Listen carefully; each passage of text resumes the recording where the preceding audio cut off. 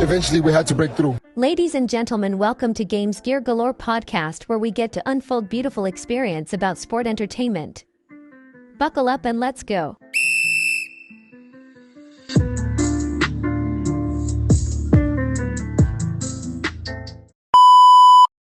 Okay.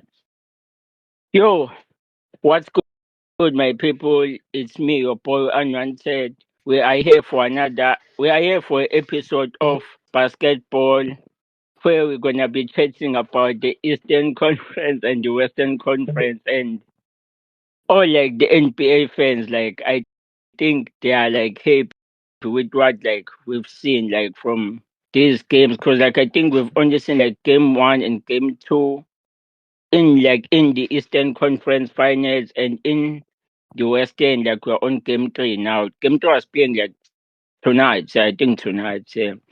But before we start like the show, I'd like to like apologize. I don't really like have like my co-host that you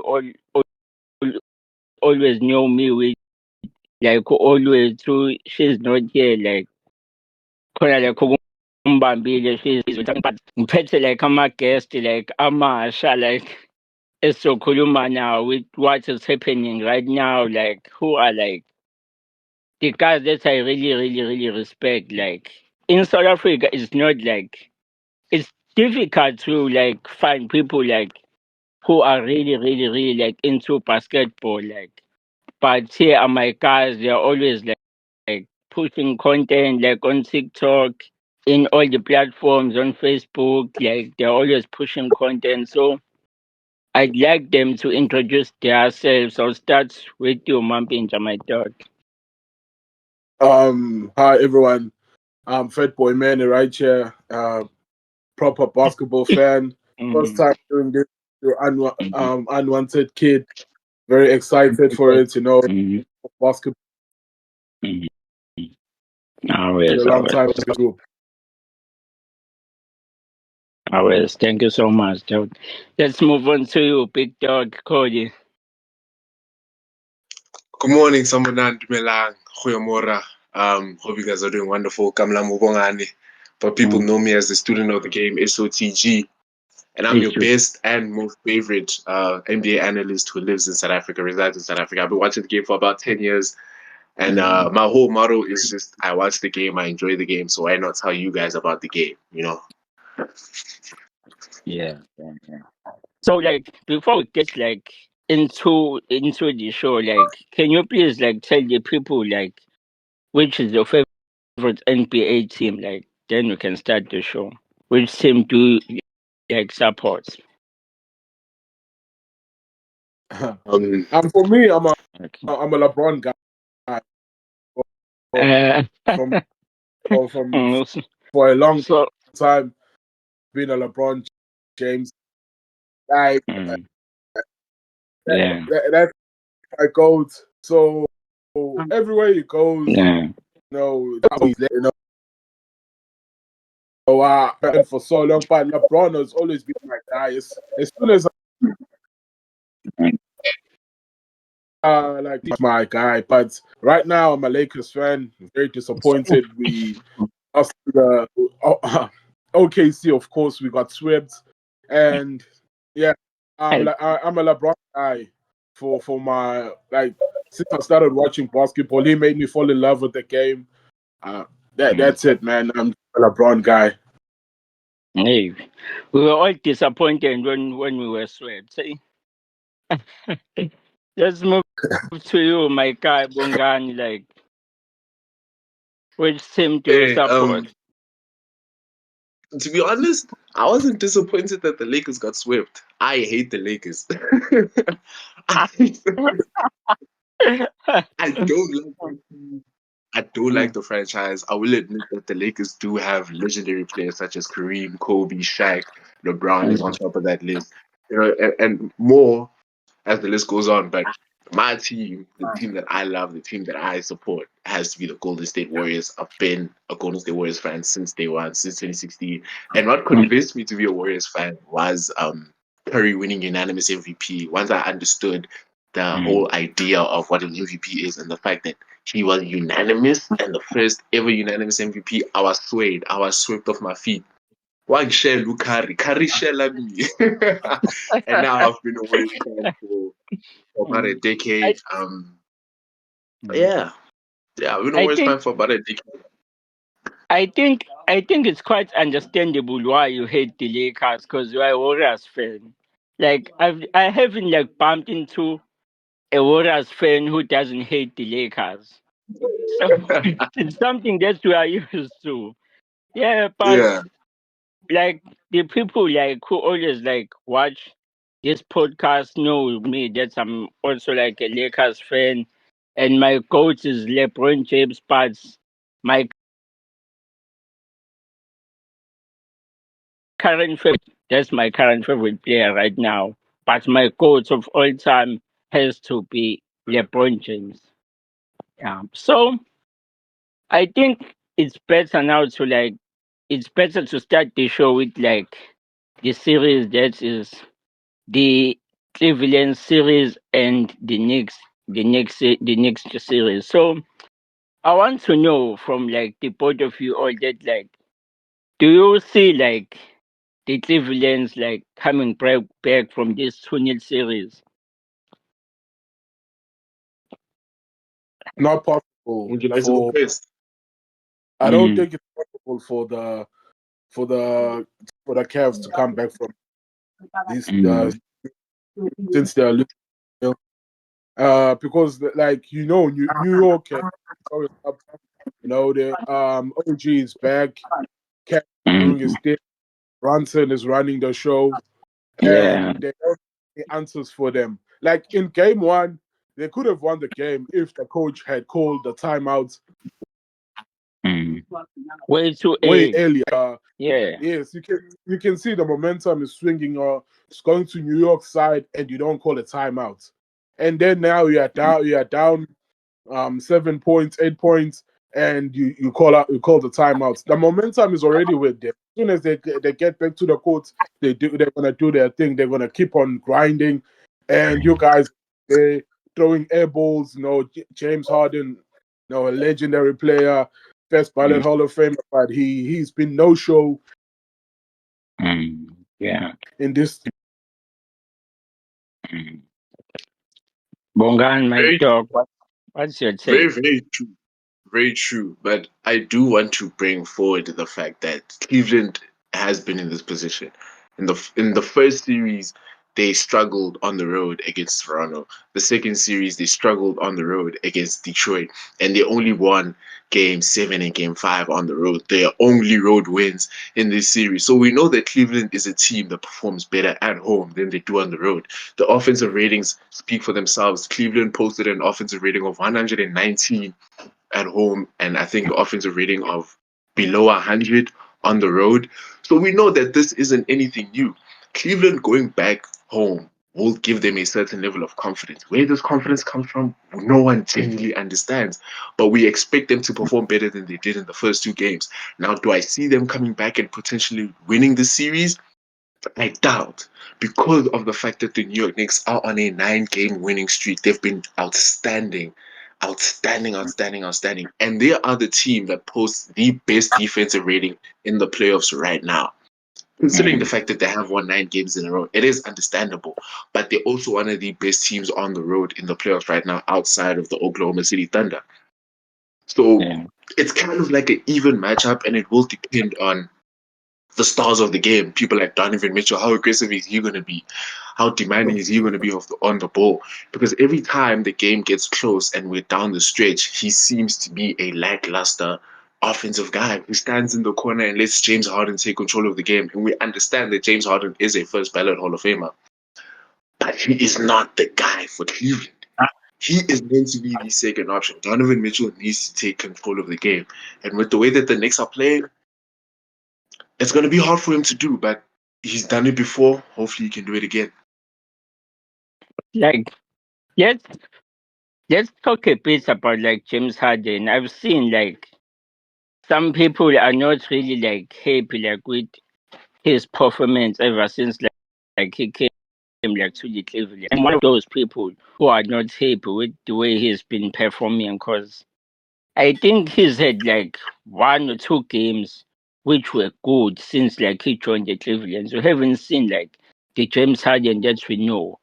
Like, what do you think like has been like the thing that's been making him bad, or like, cause not necessarily bad, cause he hasn't been bad. It's just that in NBA when you are a star, we expect you to be consistent, and we haven't seen like the consistency that we expect from James Harden. What do you all think has been like wrong, like in the way he approaches the game? Part of the reason I believe James Harden is the way that he is right now, performing the way that he is performing, is the fact that he is entered a new system. James Harden has only been a Cleveland Cavalier for less than 6 months. And for him to enter this kind of system going to the playoffs, it is going to be tough for him to adjust. Doesn't matter who you are, every time you go to a new city, a new home, a new team, new players, new friends, new system, new everything, it takes a couple of months for you to adjust. So for him to come in Feb, if I'm not mistaken, and for him to come straight into the playoffs, knowing the kind of player that he is in the playoffs, he didn't have the time and the chance to get into the system. He was just thrown into it and expected to be the James Harden that we all know, knowing that the Cleveland Cavaliers have to accommodate him, knowing that he is a guy who normally plays on the ball, and now that he has to play on an offense where he's off the ball, where his usage isn't as high as it normally is, it plays a role in the fact that he hasn't been performing as well. We need someone like James Harden to have the ball as much as he can for him to start generating consistent performances, and that just isn't happening in a Cleveland strip. Yeah. Yeah, That's yeah, it. you're right. And he's old. Let's be honest. He's old. He's 36. He's not as Mm. mobile as he used to be a few years ago. And I would blame Donovan Mitchell for this, because Donovan Mitchell, he should take leadership. You know? He's the he Yeah. that team is built around him. I firmly believe he demanded the James Harden trade, and now him with him and James Harden, he should take the leadership. As we saw against the Pistons, he took leadership. Hence, they won that series. James Harden is a bit old now. He's 36. You know, he should it's like, of course, we expect so much from him since he's a former league MVP. You know, he's like he had that season, that 27 season where he was amazing, but he's old and getting to him. You can tell it's getting to him. And Donovan Mitchell needs to be that leader.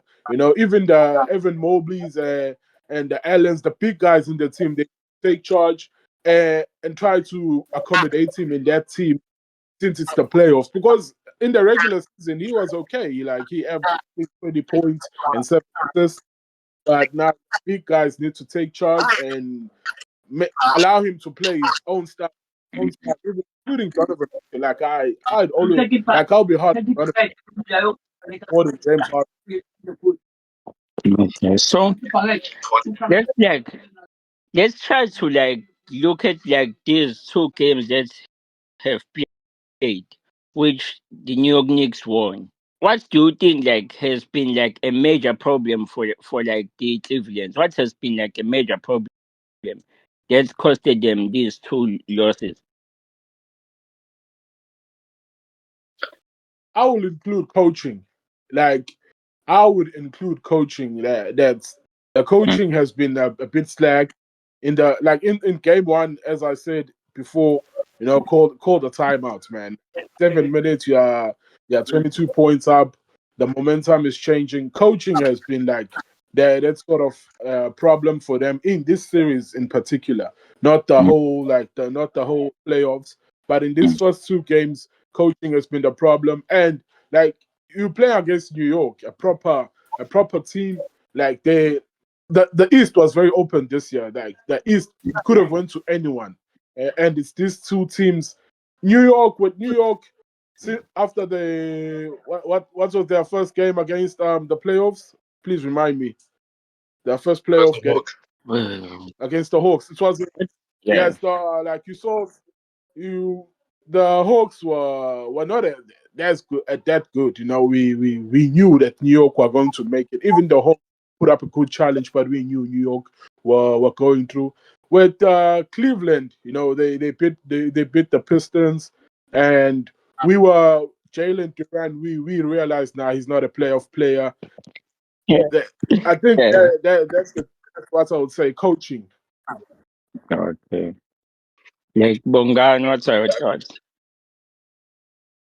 To back off Manny's point, I think to expand on the coaching aspect, not only the decisions on matchups and lineups and when to call timeouts, but the Cleveland Cavaliers have not adjusted to the kind of basketball that New York plays.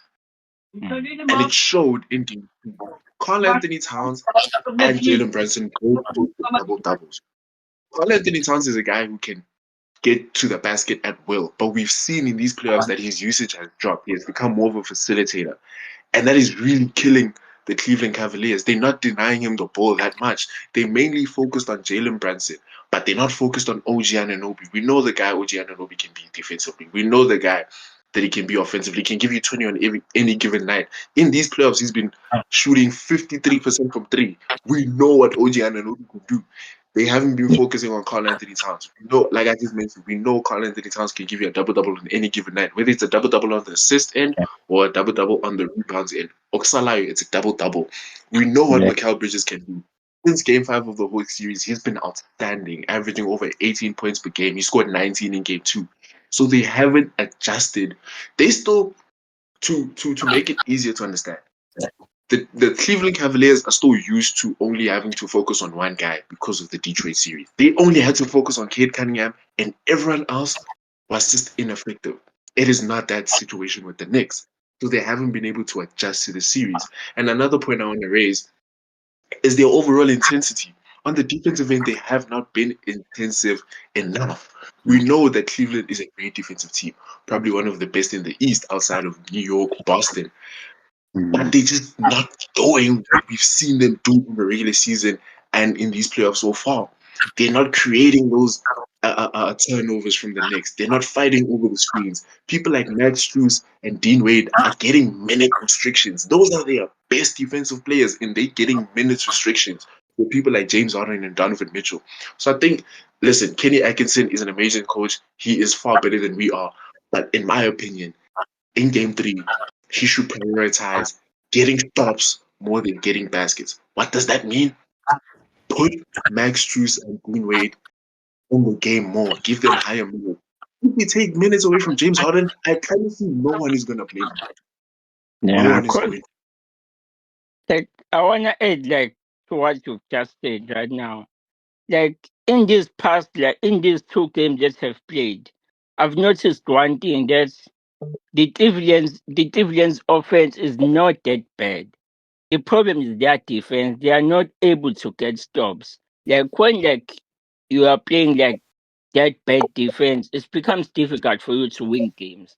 So like that's also like something that I've noticed that like their defense hasn't been that at the level that we know them because like we know how good Jalen Allen is. We know how good Mobley is. But like we haven't like really seen the best of them. That's what I also like. That's the thing that I also haven't like liked about the Clevelands because like their offense, like we may like blame James Harden here and there, but we gotta be honest, their offense hasn't been that bad. The problem has been like their defense. Like getting stop has been something that has been difficult for them. So yeah, let's like move on to like the New York Knicks. Like, do you all think like now is the time to start saying Jalen Brunson is in the top 5 players in NBA? Do you all think like now is the time? Because like in the series, he's showing us how good he is. Is it the time to like start saying he's like in the top 5 NBA players right now? Yes, yes. I wouldn't extend it to top 5, but top 10, definitely. Jalen Brunson is the guy we think that he is. He starts games. He closes games. He Yeah. facilitates. And we saw in game 2, he knows how to distribute the ball. He ended game 2 with 12 assists and 18 points. He is the main guy of New York. And he has been the main guy in New York for quite some time. Jalen Brunson is such a great guy.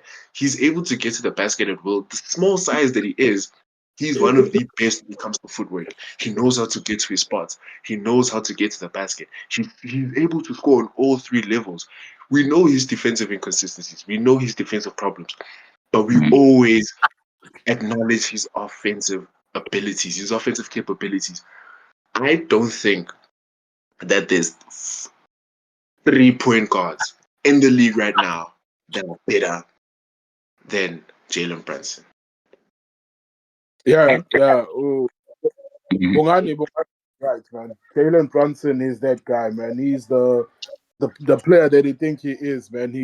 He's been doing it for New York for so long, and he's been very underrated. You know, he's been that one of those point guards where everyone said, but he's too small. After that trade to New York from Dallas, everyone said, how is it gonna work? But now he's proving to everyone that he's that guy. You know, last year they lost to the very motivated Pacers team. But this year he's proving to everyone that he deserves to be respected and get the respect that he deserves. He's definitely top 5, maybe Yeah. top 3 point guards in the league. Uh, for me, I'd say like top 3 because like he is there in my top 3. Like in my top 3, like this is something that I had like a debate about with like one of my friends. That's we watch NBA with him. Like I've always like believed in Jalen Brunson, and I think I told him like when at the beginning of the season, that's because I told him that we may not see the best of Jalen Brunson in the regular season and all, but trust me, Jalen Brunson is a player that he's good. You just have to like give him some time. Like whenever like he's in his bag, you will see the best of him. And I think now in this series, it's his time where like he's starting to like to get in his bag. Because like as Bongani said, you saw like game two, he wasn't like really like getting like the buckets and all parts. The way he was smart, was the way he's material that okay, this market is not something that is happening right now. Let me try to like make other players good while I'm still here. He was providing assist and all that and it worked. That's how like you measure like the good in players. Like that's how you measure like how good they are. So can you like say like this is like the New York Knicks? Can you say like this New York Knicks is better is a better is can you say like this New York Knicks is one of the best team that the New York Knicks has ever had? In the past 10 In years, terms yes. of, Yeah, let's say in the past 10 years. Yeah, let's say in the past 10 years. I would Of course. extend it beyond the past 10 years. Sorry to interrupt you, Manny, but I would extend it beyond the past 10 years. I think this is the best team the Knicks have had since the 90s. The talent is all over the floor. The depth is the best that they've had in quite some time. The fact that you have people like Jordan Clarkson, who's a former Sixth Man of the Year, people like Jose Alvarado, who's a defensive menace, people like Mitchell Robinson, who's an offensive rebounding machine, people like Deuce McBride, who's a spot-up shooter who can give you 3 on any given night. You have those guys on the bench who can come and give you an extra piece of shining light. And then on the starting lineup, you have Mikal Bridges, you have OG Anunoby, you have Jalen Brunson, you have Carl Anthony Towns, and you have the heart of the team, arguably the most important player, Josh Hart. Yeah, yeah. He's the most talented team we've seen since the 90s. And it is understandable that this is the first team since the 90s to get this far in the playoffs. The first team to get to the Eastern Conference Finals. And they could potentially win it, which would also be the first team since the 99 Knicks to win the Eastern Conference Finals. So, yes, it is the best team in the past 25 years. But all time, that is a different conversation. That is a completely Yeah. different conversation. Yeah. Many Yeah, like you are right. In the past 25 years, because the Knicks team like have been like the one of the worst teams in the peak markets area. They're in New York, and yet they never made the playoffs. They were a laughing stock in the NBA, but now you can tell these guys are tired. These guys are resilient. These guys are out there to prove a point, and they are the best team, the best New York Knicks team in the past 25 years. They've been amazing. You saw Josh Hart. He's the heart of the team. He got, I think he got 26 points in the past game. He's been outstanding. They really needed a guy like him. The role players, the bench has been amazing. That team is a proper team. I agree with it's this you. point. Like, past 25 years, it's been a proper team. Yeah. Let's say, because I think all of us here are saying like the New York Knicks are going to like the conference finals. So do you think the New York Knicks will give like the OKC or the Spurs a challenge, a tough challenge? Manny, you can answer first this time. Uh oh, hey, yeah, I think it could go to Game 7. I think it could go to Game 7. The Thunder OKC is an amazing team, man. Overall team, like the whole team is amazing, man. Like Jared McKinnon made like the GM made a last day trade. He's been amazing, and their team, man, it's hard to say they can beat OKC Thunder.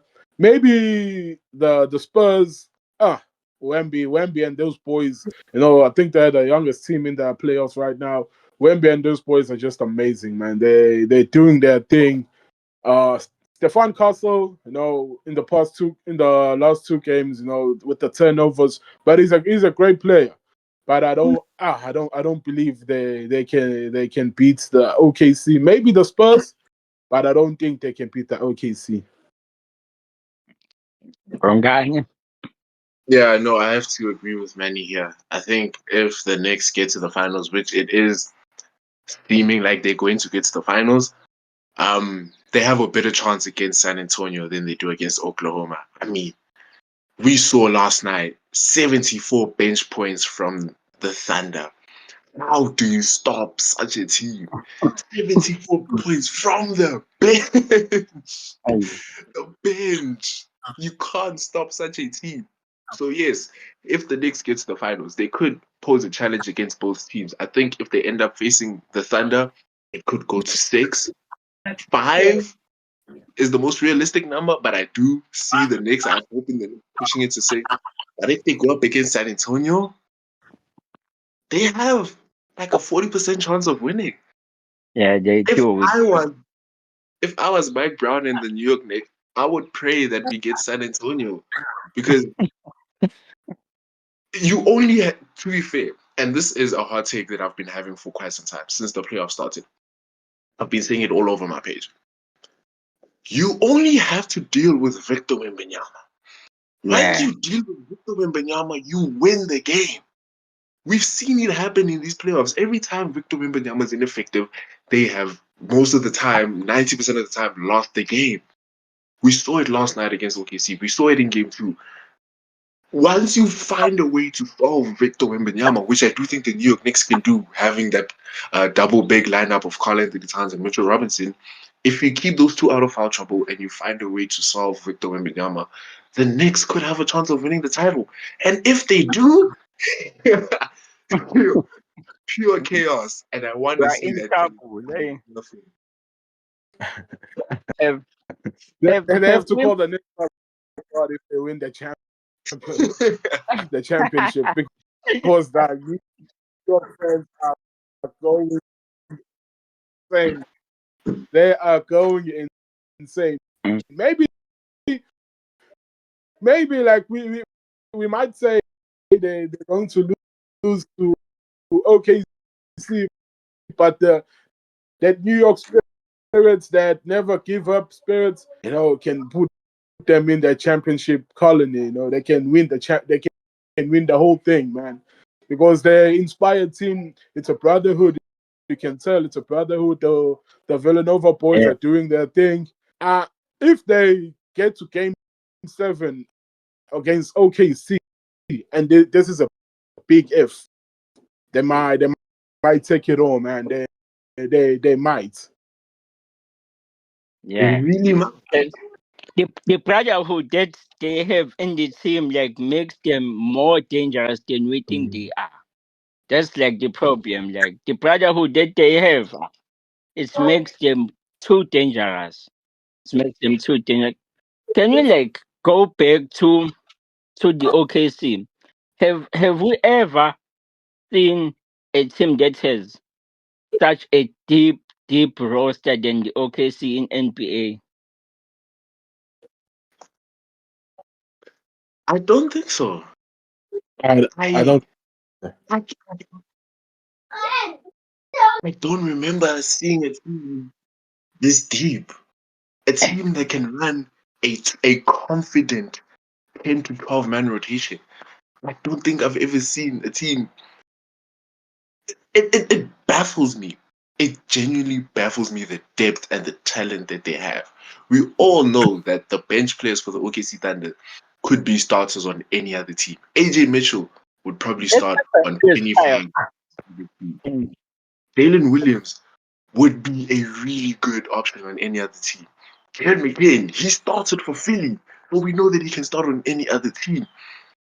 Alex Caruso, any other team would be lucky to have Alex. The depth that the OKC Thunder have is their biggest weapon, and it is part of the reason why they won the title last year. It will most probably be part of the reason why they repeat this year. We saw, I'm saying it again because it is unbelievable. 74 bench points. It's 74. They scored more than the starters. The starters scored less than 50 points altogether. The bench had 74. If you're telling me that that isn't the scariest thing you've seen in the past 2 weeks, I don't know what is. I really don't. Man, it is scary to have uh, a bench that has more points than the starting five. That's very scary. Like, because as a team, you are prepared for the starting five, and the bench gets it, and they just start doing their thing. You know, they're all over the place. They they play good defense. They getting points on the board, man. And I was talking about the New York Brotherhood, man. OKC, that brotherhood is also like out of this world, man. Those guys are brothers. They're willing to do anything for that team. They're willing to die on the court. That's also another big factor. Hence why they are a really good team in the NBA right now. Yeah, yeah. Let's let's talk about like something that has been trending on Twitter. The debate that has been trending. I'm sure like Bongani seen it like on TikTok. There's something that has been trending on Twitter. Like everyone has been like saying like Wemby is the best player in the series of OKC and Spurs. I want to ask you all that do you all believe that Wemby is the best player in the series? Is he better than Shea? Because like that was the question. The question was who's better, Shea who's better, Shea versus Wemby? You take this one. It's after you. Manny, I I think think we're losing. All right, yeah, I cool. think he's having a Um, network problem. Yeah. listen, I'm gonna give you numbers. I'm not gonna give you opinions. Right? Yeah. Shea Gilgeous Alexander's averaged 30 points per game on 50% shooting 35% from three, 35+% from three in the past 3 seasons, 2-time MVP. We know the talent that he is. But Victor Wembanyama, in this series alone, Victor Wembanyama is averaging 22 points, 11 rebounds, 3.8 blocks on 53% shooting, 36 from three, 63% true shooting. He had 41 and 24 in game. Yeah. If those numbers alone don't tell you that Victor is the better player, let me give you more information. Every game that Victor Wembanyama has not performed in, they have lost. Every Yeah. single game the Spurs have played in these playoffs where Victor Wembanyama was not a huge contributor, a huge factor on both ends of the floor, they have lost. If that doesn't scream best player in the series or best player in the world, I don't know. The fact that the Spurs depend on Victor Wembanyama's brilliance to get them over the line shows you how great of an individual that he is. This is a guy. The second possession of the game last night. Do you know what this man did? Top of the key with Isaiah Harden against him. Between the legs, Jamal Crawford crossed over into a step back three. Gents, this man is 7'6". Step back three at 7'6".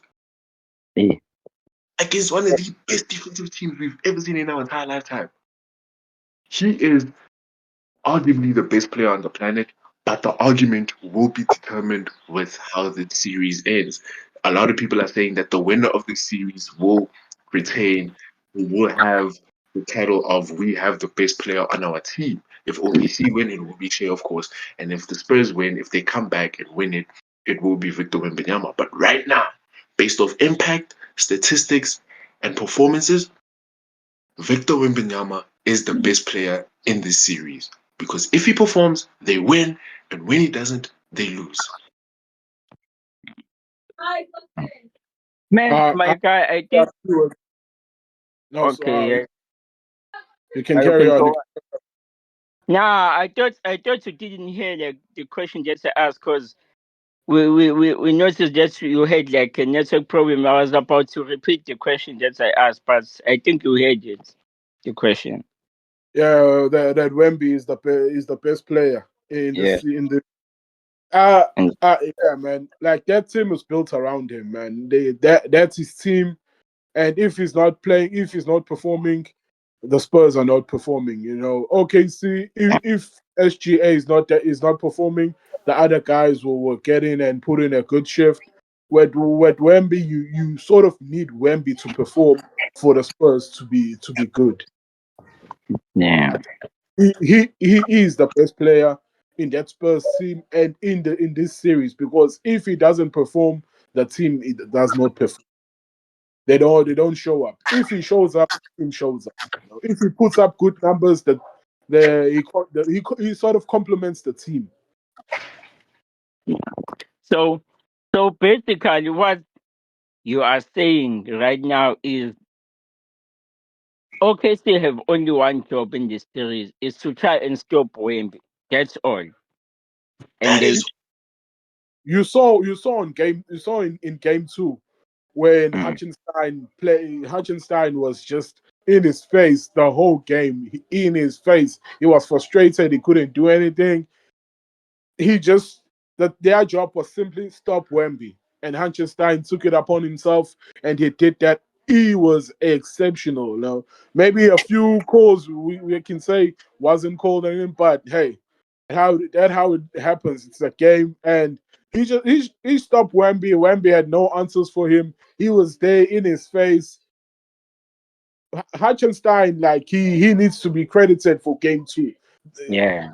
The reason why they won the second game.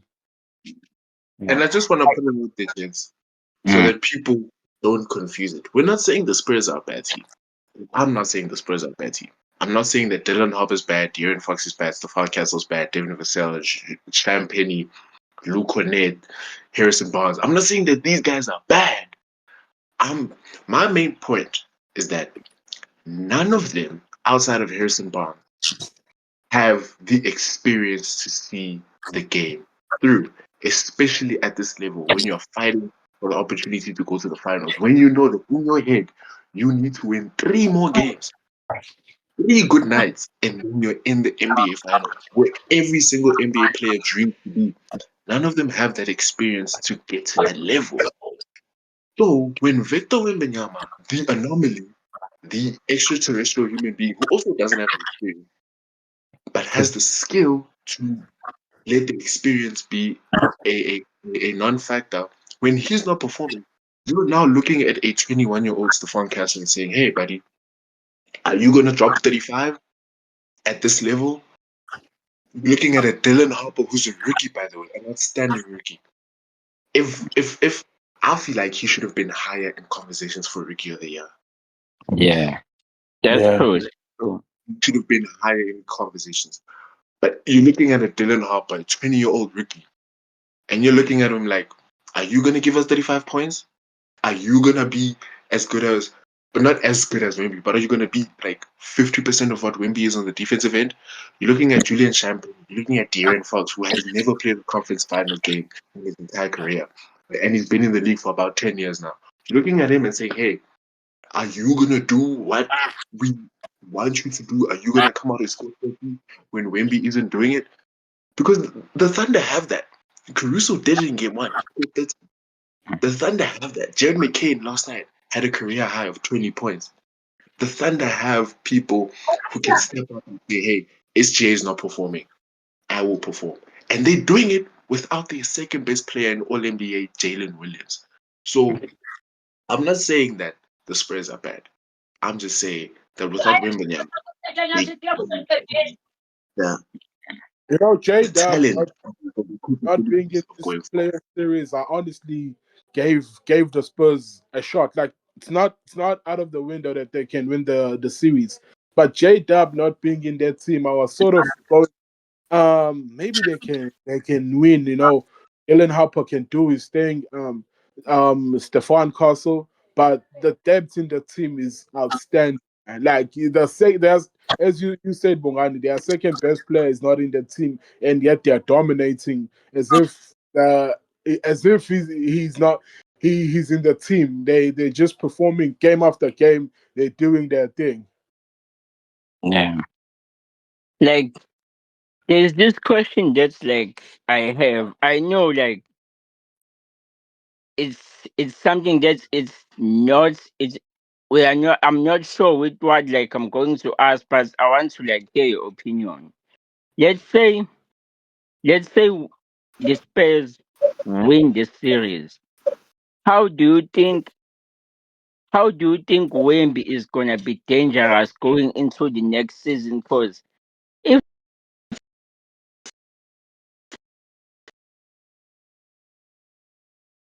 Oh, network.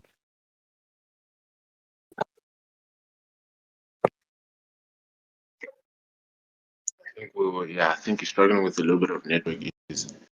Um, but I would like to assume I kind of get the question that he's asking. If Wemby ends up in the finals, whether he wins or loses, I think maybe he you're wins. How would he possibly look next season? How could he yeah progress? Or he's back. Okay, finish your question. Finish your question. yeah like I'm saying, like, let's say if Wemby wins like this championship this season, like how let's say how dangerous is he gonna be moving forward like into next season? Because I think if he can win this championship this season, that will bring like a lot of confidence in him, and this will make like it will make him more dangerous. Do you believe like if like he can like win this championship, it will make him like more dangerous going into next season? Because he's still young, like now.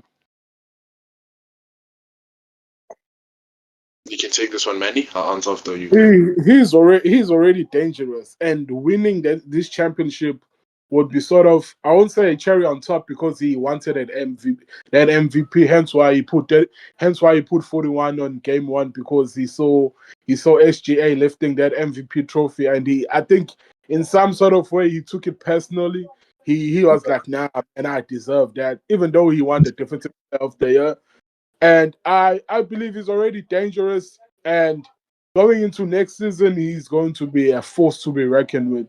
He's going for that MVP, and if he wins this championship next season, he's going for that second championship.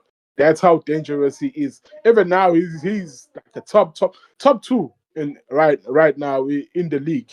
And if he wins a championship, man, he's going to be reckoned. He's a dangerous player. He's not from this planet. He's a dangerous player if he wins this championship. He's going for the next. I think he's going. He would go for a three-peat if he wins this one, because this one, like, we have so many questions. Are they ready? But if he wins this championship next season, he's going to be reckoned with. He's going for the MVP of the championship. Yeah. He even said it himself, like in after the game when he was asked, like in game one, if that game one was a bit personal, cause like he saw like Shay taking like the MVP in front of him, and like he said himself, like yeah, it was personal. He gave me like a cope kind of answer, like it was cope, like who was always like giving those answers, like yeah, he said it himself that like yeah, that game was personal. Yeah, no, we saw it. We saw it. It was a very personal game. But to answer the question, this is going to be interesting for me to say because I like to disagree with both of you. Mm. I don't think Wembenyama, if he wins the title, is gonna come out next season better than. No, he will come out next season better than he is now if he wins the title. But I believe that if he loses, if he doesn't end up winning the title, it gives him more incentive to come and be better. It's kind of that thing of when you fail, you have more motivation to succeed. Once you succeed, you have a certain level of contentment with your decision, right? You kind of understand that I've made it to the top, and now my only job is to stay to the top. But if Victor Wembanyama loses, he will have that anger that will fuel him and take him over the edge. That is why I kind of want him to lose because him losing will make him a five times better than he is right now. I believe if Victor Wembanyama loses, he will go and have such an amazing offseason. He will come back and average a triple double. We saw what he did end of last season. This man went to the monks. He shaved his head. He did things that normal NBA players don't do. Some NBA players go on vacation, spend time with family. This guy went to go learn and be a better mental player. Imagine when he loses in the finals. This guy could go to space. He could go play basketball in space. He could be better on Earth. So a part of me does want him to lose. Yes. Mm. Will he get better if he loses?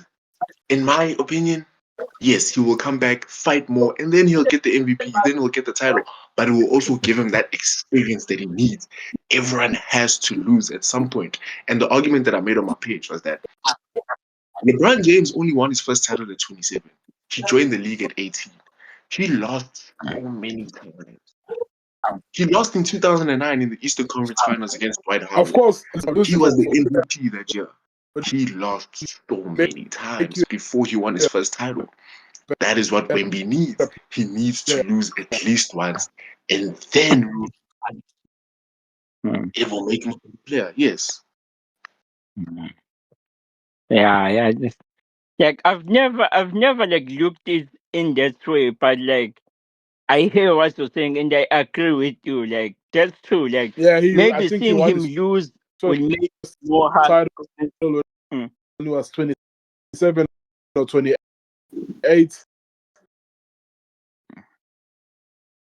yeah. I Maybe like seeing I told Wemby like the lose. point. Yeah. Can you please repeat what you're saying, man?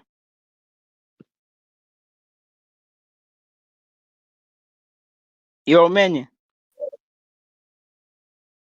Yo, he's having like a bad net. Uh,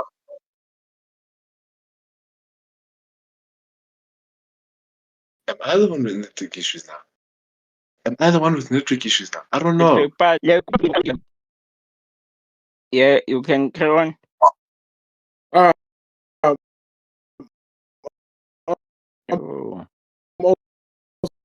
also Yeah, network is being a bit of an issue, Probably eh? my network.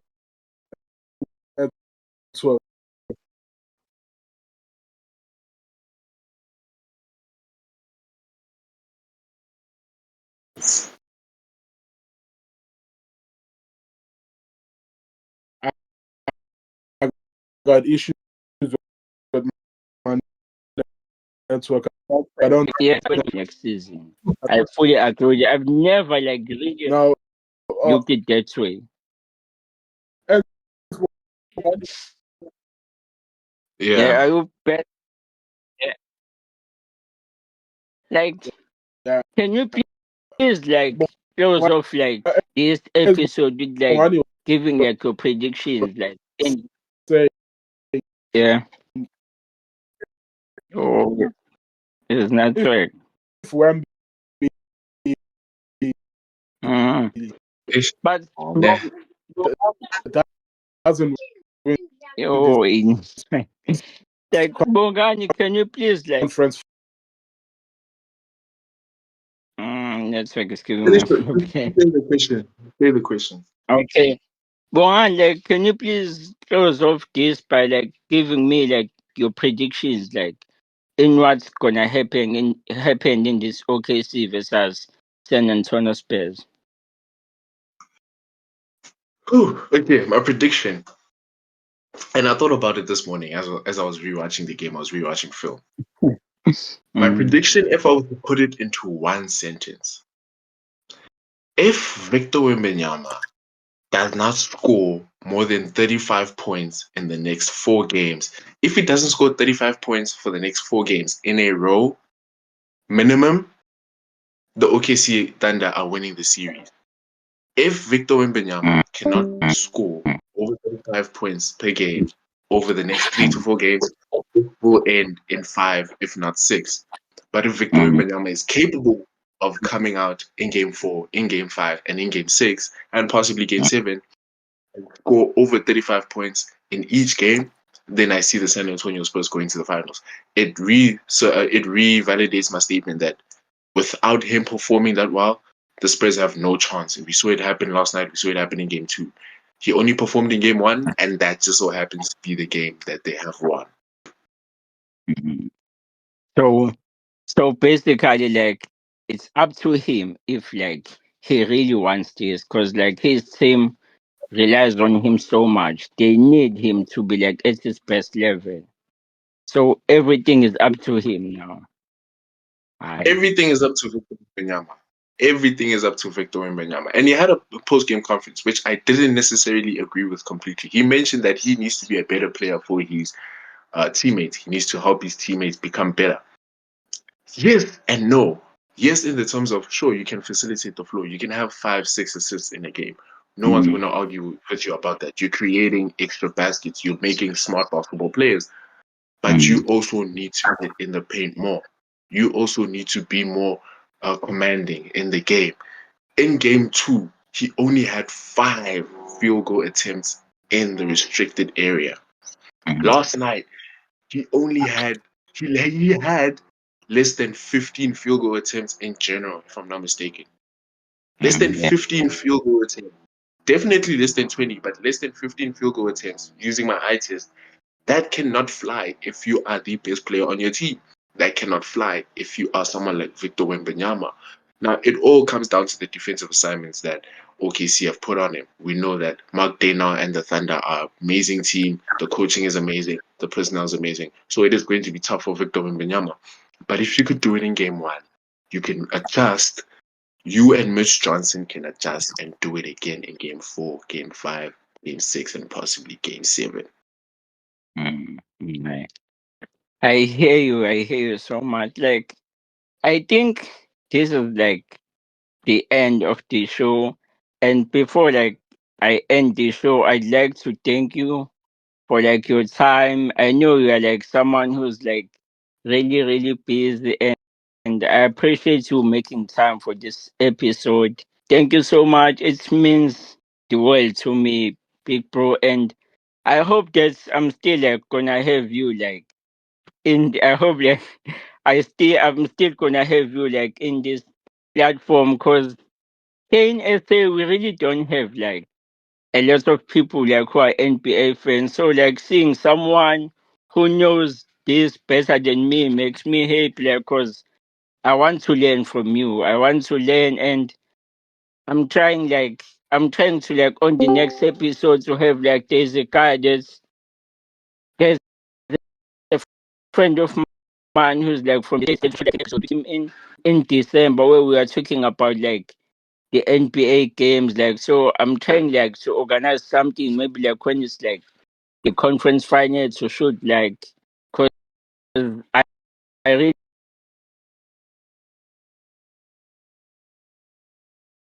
Oh, stuff. But yeah. No, I appreciate the invite. I appreciate the invite. Unwanted. It means the world to me. really enjoy like I enjoyed putting like this episode with like the both of you all. Like it's always better to learn from people. Yeah, like I started watching like in Yo, 2018 or 2017, so I know like I won't know like all the things. So shooting with the both of you all is something that I want to like keep doing so that I can learn and learn more things that I don't know about like the basketball. Like thank you so much for like being part of this episode. It means the world to me. Yeah, man, we lost you for a second. uh, you lost me, dog. It's the network, dog. Hey, boys, I appreciate your time, dog. Hey, Bungani, your basketball knowledge, dog, is outstanding, even including Right. you, Unwanted, I'm not. man. I met my people, dog, because like being a basketball fan in the township, you don't talk to anyone, you don't have conversation with anyone about the game. Yeah. You saw last night, you went to bed at like 4 a.m., 5 a.m., and you wake up, you want to tell people about the outstanding game you watched. And it's there's no one to talk to, man. And guys, I appreciate the invites, man. I really love it, man. Maybe more to Yeah, come from this. yeah. I was still. I was telling Bonga that like I still like wanna shoot more episodes with the both of you all because I appreciate like you taking your time and it's always nice to learn from people who knows this thing better than you. So I wanna learn from the both of you all. Like I'm still like gonna be a nuisance like in like your DMs because I will be like I want to like shoot another episode with like the both of you all like when it's like the conference final. Like be prepared to be like like be prepared to see me texting you all every day because I like seeing people who love this NBA thing like just like I do. I Yeah. appreciate you all so much. Thank you for your time and peace out. Please like, stream, please like and share like this episode. Thank you so much. Anytime. Pirates are winning the league today.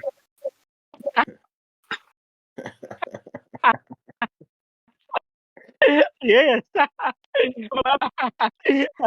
Oh, It's not like a 14 long years.